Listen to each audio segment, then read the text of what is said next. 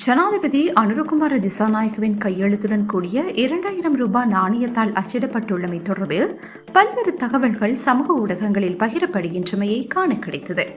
எனவே அது குறித்த உண்மையை அறிய ஃபேக்ட் கிரசன்ட் நாம் ஆய்வொன்றை மேற்கொண்டோம்.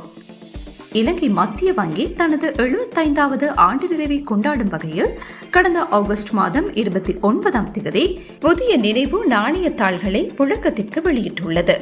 மேலும் இந்த நாணயத்தாள் இலங்கை மத்திய வங்கியினால் வெளியிடப்பட்ட 5வது நினைவு நாணயத்தாளாகும். சுபிட்சத்திற்கான ஸ்திரத்தன்மை என்ற ஆண்டு நிறைவு துணைப்பொருளுக்கு ஏற்ப இந்த நாணயத்தாள் வெளியிடப்பட்டுள்ளதாக மத்திய வங்கி வெளியிட்டுள்ள அறிக்கையில் குறிப்பிடப்பட்டுள்ளது. மேலும் இந்த நாணயத்தாள்கள் 50 மில்லியன் நாணயத்தாள்களை கொண்ட மட்டுப்படுத்தப்பட்ட வெளியீடு எனவும் உரிமம் பெற்ற வணிக வங்கிகளூடாக இந்த நாணயத்தாள்கள் படிப்படியாக புழக்கத்திற்கு விடப்படும் என்றும் அந்த அறிக்கையில் குறிப்பிடப்பட்டிருந்தது.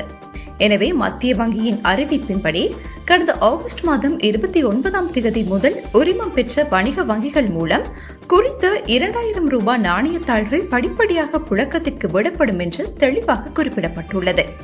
அதன்படி தற்போதைய ஜனாதிபதி அனுரகுமார திசாநாயக்கவின் கையெழுத்துடனான இந்த புதிய நாணயத்தாள்கள் இதற்கு முன்னர் அச்சிடப்படவில்லை என்பது உறுதியானது.